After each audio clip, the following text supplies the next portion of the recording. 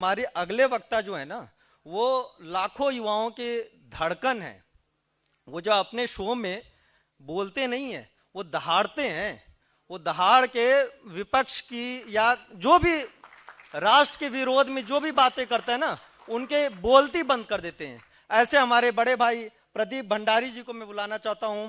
प्रदीप भाई, आप वहीं से बोलेंगे? इधर आजिए, आजिए, आजिए।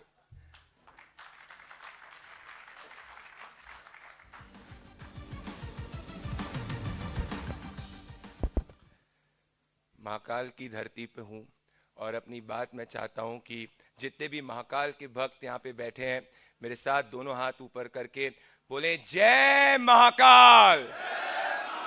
मुझे लग रहा है लंच के बाद आवाज नहीं आ रही है, महाकाल कॉरिडोर भी बन चुका है। एक और बार मैं कोशिश करूंगा। जय महाकाल। बहुत बहुत धन्यवाद। हर महादेव। जो इस वक्त ये सेंटिमेंट इस हॉल के अंदर है, ये टॉपिक को काफी अच्छी तरीके से रिफ्लेक्ट करता है। और जो चेतना जागी है, वो चेतना इस वक्त हर युवा के मन में जो इस हॉल के अंदर है और हर युवा के शब्दों में इजीली बयां की जा सकती है। मैं अपनी वाणी शुरू करूं उसके पहले मैं Hindu nationalist social media conclave पे जो ये मुद्दा रखा गया है, इसके लिए मैं भारत नीति का श्री मुरलीधर राव जी का और तमाम ऑर्गेनाइजर्स का बहुत बहुत धन्यवाद करना चाहता हूं। क्योंकि आज जो हमारा देश है और जो हमारी संस्कृति है, आनंद जी ने बहुत बखूबी उन बातों को आपके सामने रखा। और मैं कहना चाहता हूं कि आपकी हिंदी काफी इंप्रूव हो चुकी है। अब आपको हिंदी शोज पे भी आना शुरू कर देना चाहिए अपने 30 सेकेंडर्स के लिए।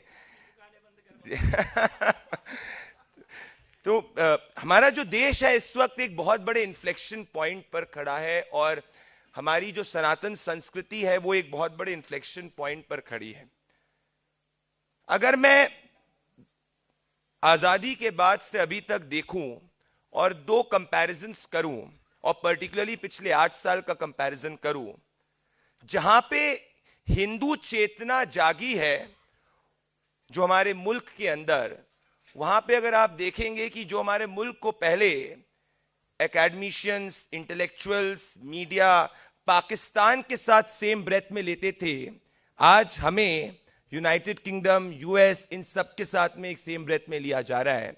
और वहीं एक मुल्क जो हमारे साथ में ही आजाद हुआ था पर इस्लामिक फंडामेंटलिज्म और इस्लामिक कोट अनकोट आप कह सकते नेशनलिज्म के राह पे गया था, आज उसके पास खाने को आटा नहीं है, प्याज नहीं है, वो भीख का कटोरा लेकर पूरे मुल्क में पूरे अक्रॉस ग्लोबल फ्रेटर्निटी में घूम रहा है। और ये दो ट्रैजेक्टरीज हैं, दो पाथ्स की। एक पाथ है सनातन भारत का पाथ, जहां पे कॉन्स्टिट्यूशन को फॉलो किया गया है, जहां पे रेडिकलिज्म और फंडामेंटलिज्म को एज फ्रिंज रखा गया है, particularly in the last 8 years। और दूसरा पाथ है जो इस्लामिक फंडामेंटलिज्म का पाथ है। दोस्तों, दोनों में फर्क क्या है? दोनों में फर्क जरूर है कि एक मुल्क संवैधानिक मुल्क है, पर एक बहुत बड़ा फर्क यह है जो डेमोग्राफी का फर्क है। आज मैं कहना चाहता हूं और बहुत गर्व से कहना चाहता हूं कि हम एक हिंदू मेजॉरिटी देश हैं और इसीलिए हम एक संवैधानिक देश बने हुए हैं। अगर हम एक हिंदू मेजॉरिटी देश नहीं होते तो ना कोट हम कोट एक सेक्युलर देश बने होते, ना हम एक संवैधानिक देश बने होते। पर चिंता इस बात की है कि जिस हिसाब से हमारे देश में जो डेमोग्राफी में परिवर्तन हो रहा है, और ये कई रिपोर्ट्स बताती है कि 2050 तक हमारा देश सबसे ज्यादा माइनॉरिटी मुस्लिम पॉपुलेशन पूरे विश्व में कहीं होगी तो हिंदुस्तान के अंदर होगी। अब आप मुझसे कहेंगे तो इसमें गलत क्या है, आप इतने कम्युनल क्यों हो रहे हैं? दोस्तों, चिंता इस बात की है कि जब मैं एज अ चुनावी विश्लेषक इस देश के कोने कोने में घूमता हूं तो मैं ये पाता हूं कि इस देश के उन कोनों में जहां हिंदू मेजॉरिटी में नहीं है, वहां पे ना सेक्युलरिज्म की बात होती है, वहां पे ना विकास के नाम पे वोट होता है, वहां पे ना कोई आर्थिक आधार पे वोट होता है, वहां पे सिर्फ और सिर्फ धर्म देखा जाता है। मतलब आज मैं आपको अगर मैं उदाहरण दूं, मेरे साथ पास में 15 ऐसी लोकसभा कॉन्स्टिट्यूएंसीज हैं।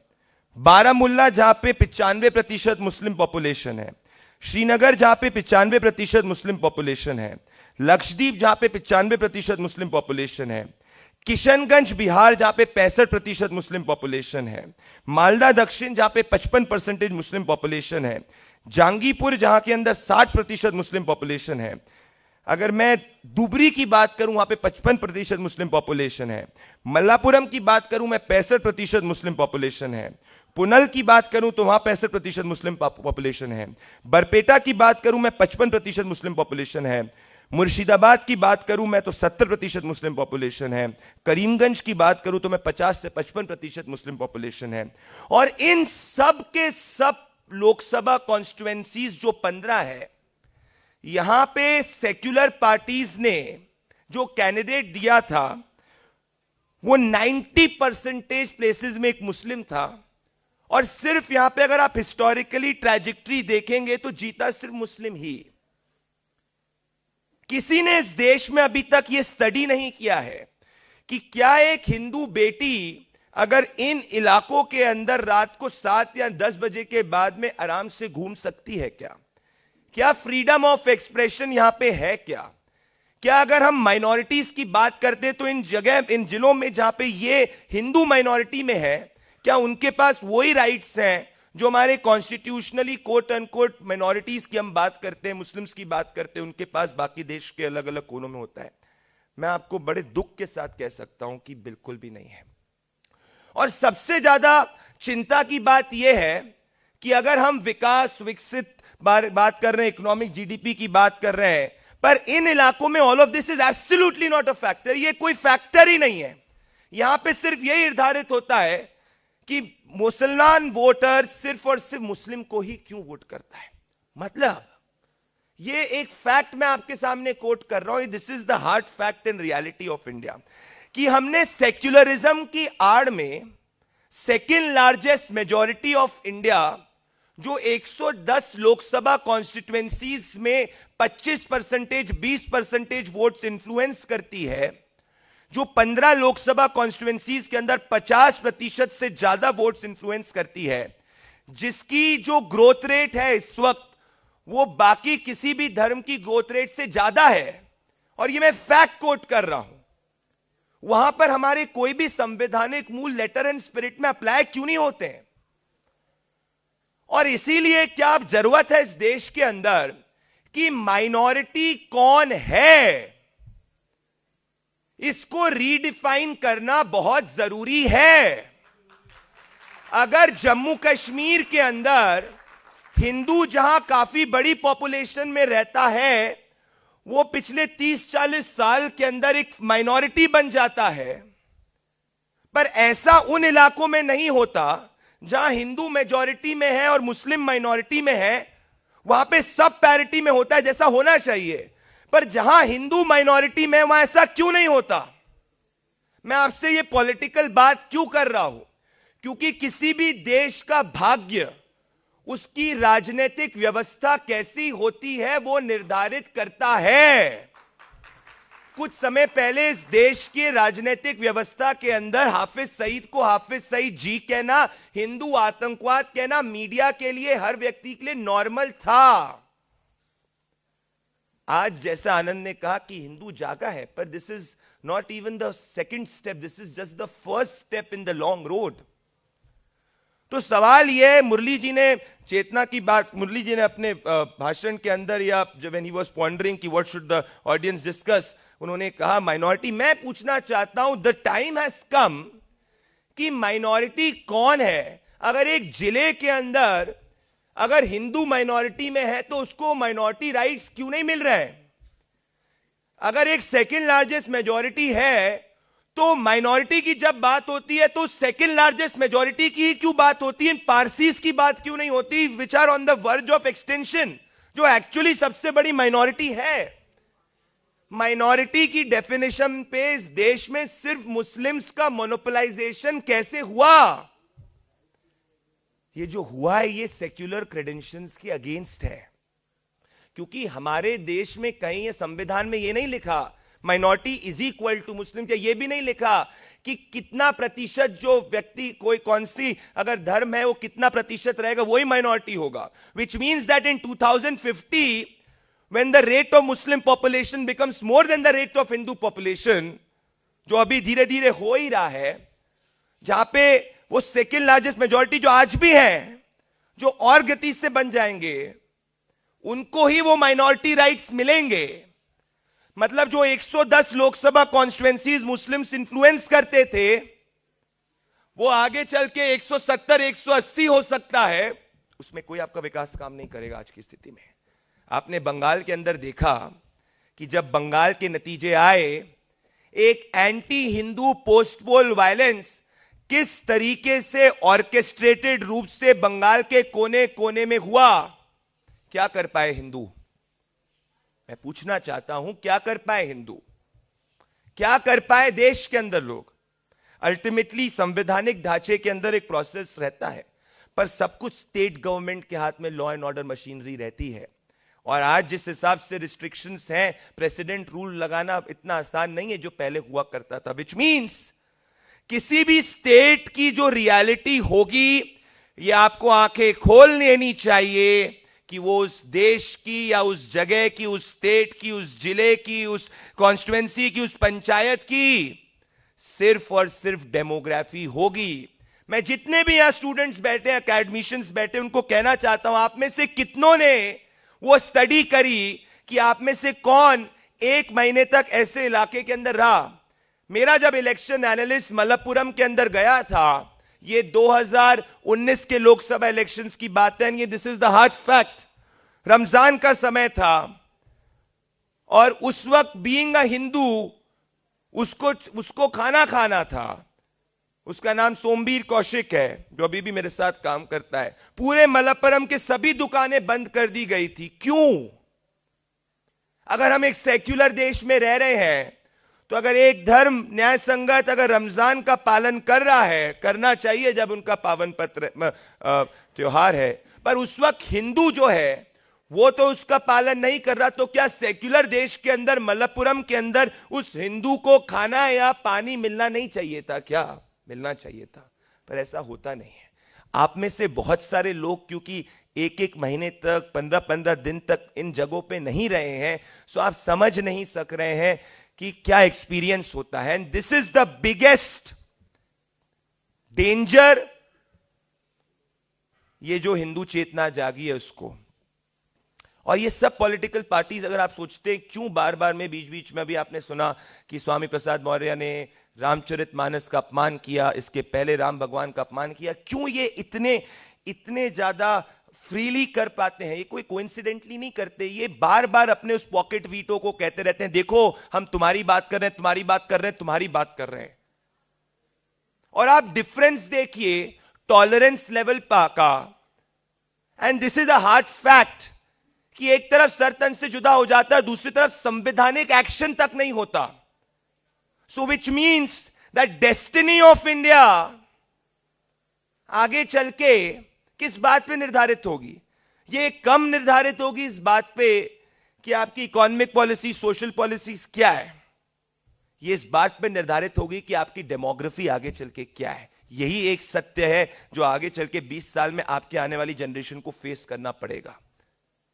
या तो जो सेकेंड लार्जेस्ट मेजॉरिटी है उसके अधिकतर चिंतनकर्ता, उसके इंटेलेक्चुअल्स वो विकास की बात करे, पर नहीं, आप उनकी वाणी उठा के देख लीजिए, उनमें से एक कोई भी फंडामेंटलिस्ट चीज को क्रिटिसाइज नहीं करता है। अभी हिंदुओं की क्या हालत हो रही है पाकिस्तान के अंदर, क्या आपने किसी भी सेकेंड लार्जेस्ट मेजॉरिटी, और मैं बार बार सेकेंड लार्जेस्ट मेजॉरिटी शब्द का इसलिए इस्तेमाल कर रहा हूं क्योंकि factually they are not the minority, they are the second largest majority. क्या सेकेंड लार्जेस्ट मेजॉरिटी के किसी भी इंटेलेक्चुअल ने जाके जो माइनॉरिटी राइट्स के लिए नॉट इन माय नेम लेके प्लैकार्ड्स खड़े हो जाते, उनमें से किसी एक ने भी माइनॉरिटी जो पाकिस्तान के अंदर है उसकी बात की नहीं की? क्योंकि ये सब गार्ब है, ये सब झूठ है। सत्य यही है कि पीछे एक बहुत बड़ा ग्लोबल फंडामेंटलिस्ट नैरेटिव चल रहा है, क्योंकि हिंदू मेजॉरिटी देश सिर्फ एक ही है और सनातन संस्कृति सिर्फ एक ही है, और वो तभी तक बनी रहेगी जब तक ये डिस्प्रपोर्शनेट इस देश के अंदर डेमोग्राफिक इंबैलेंस नहीं होगा। तो पॉपुलेशन कंट्रोल की इतनी हम लोग बात कर लेते हैं, पर कभी आपने सोचा है कि जब वो पॉपुलेशन कंट्रोल इंप्लीमेंट होगा, क्या उसको ऐसा तो नहीं इंप्लीमेंट करने वाला सिर्फ एक धर्म हो जाएगा, इंप्लीमेंट करने वाले कुछ लोग हो जाएंगे और बाकी दूसरी तरफ, क्योंकि जब ये नीचे तक इंप्लीमेंटेशन जाएगा, ब्यूरोक्रेसी लेवल पे जाएगा, लोकल ब्यूरोक्रेसी लेवल पे जाएगा, बॉर्डर एरियाज पे जाएगा, क्या ऐसा तो नहीं कि सिर्फ एक ही धर्म इस चीज को इंप्लीमेंट करेगा और दूसरी तरफ इंप्लीमेंटेशन नहीं होगा? We have to start thinking deeply when we talk about this, and this is my biggest worry. और ये मैंने जमीन पे देखा है, क्योंकि मीडिया नैरेटिव, राजनीति, सब कुछ इसी के हिसाब से तय होती है। ये तो आप देख चुके हैं, पॉकेट वीटो पहले होता था, आज पॉकेट वीटो नहीं है। तो आप जो आनंद ने बात करी कि एक चेतना जागी है, पर अगर ये कल को पॉकेट वीटो और आ गया तो अपने आप you will be back to the era जहां पे एक भगवा या हिंदू अपने आप को कहना was considered to be communal. Changes जरूर हुए हैं। अगर आप देखें आरआरआर के अंदर जो मेन कैरेक्टर है वो सनातन संस्कृति के ऊपर डिपिक्ट किया गया and people have appreciated it. और विचित्र बात यह, मैं भी आमी के साथ में था, कि हमारी पूरे सनातन संस्कृति हर जगह फैली हुई है। अगर आप गोरखा रेजिमेंट के वॉर क्राई को करेंगे, जय मां काली, आयो गोरखाली, मां काली इसके अंदर है। अगर आप हमारे फ्रीडम फाइटर्स को देखेंगे, हर ने शक्ति सनातन से अपने आप को इंस्पायर किया, पर 70 सालों के अंदर हमको बता दिया गया था कि सनातन इज कंप्लीटली अलग, इंडियन हेरिटेज और हिंदू हेरिटेज अलग है, जो कंप्लीटली गलत था। एटलीस्ट आज जो चेतना जागी है, आनंद जैसे लोगों की वजह से, शेफाली जी जैसे लोगों की वजह से, यहाँ पे जितने भी लोग सब बैठे हैं, आप सभी की वजह से। बट मैं थोड़ी सी एक चिंता आपके सामने रखना चाहता हूं, और ये सबसे बड़ी मेरी चिंता है कि हमने इस चीज को तो एक्सपोज कर दिया है कि हिंदू हेरिटेज के बिना इंडियन हेरिटेज कुछ नहीं है, पर अपना ध्यान जरा ये जो डिसप्रपोर्शनेट डेमोग्राफिक चेंज देश के अलग अलग कोनों में हो रहा है उस पर ध्यान डालिए और उस पे चेतना डालिए। क्योंकि अगर उस पे आप चेतना नहीं डालेंगे तो जो ये हिंदू चेतना जगी है, वो चेतना एक ऐसा ना हो कि दिए के जैसे बुझ के चले जाए। इसको सूर्य के प्रकाश के समय निरंतर अब आगे रहना है, इसलिए ये लड़ाई जो है वो लंबी है।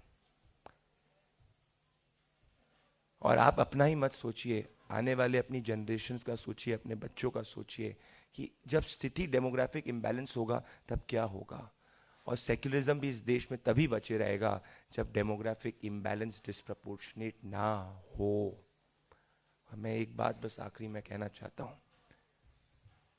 कि अगर आप में से किसी को लग रहा है कि मैं एक फॉल्स अलार्म इस मंच पर रेस कर रहा हूं, तो मैं कहना चाहता हूं कि आप में से कोई भी इन सब में से एक एरियाज में जाके एक हफ्ता रहें और अपनी संस्कृति को उस एक हफ्ते में पालन करने की कोशिश करिए। और मेरा एक सवाल इस पूरे के पूरे हॉल से जितने भी सेक्युलर्स हैं, जितने भी मॉडर्न हैं, उनसे है कि आप जब भी, अगर आपने सोचा होगा कि ये ग्लोबली आप हिंदू को कम्युनल, रेट्रोगेट, अरे विकास के अगेंस्ट है, उस पर जितना भी आप लांछन लगाने की कोशिश करें और बहुत स्लाही लगाने की कोशिश करें, पर ये जितने भी मॉडर्न लोग हैं जो कहते हैं नहीं ये क्या हिंदुत्व है, देखो ये क्या क्या हिंदू है, अरे ये कम्युनल है, ये सब जब अपना घर लेते हैं दिल्ली के अंदर, सब लेंगे GK2 में, सब लेंगे सफदरजंग एनक्लेव में, सब लेंगे सब साउथ दिल्ली में, कोई भी जामा मस्जिद के पास में या उस इलाके में क्यों नहीं अपना घर लेता? क्यों? क्योंकि अंदर ही अंदर इनको भी पता है स्थिति क्या है। तो इसलिए जागिए, क्योंकि आप जब जागेंगे तभी ये चेतना जागेगी और इसका समाधान निकालिए। बहुत बहुत धन्यवाद। नमस्कार। जय श्री राम।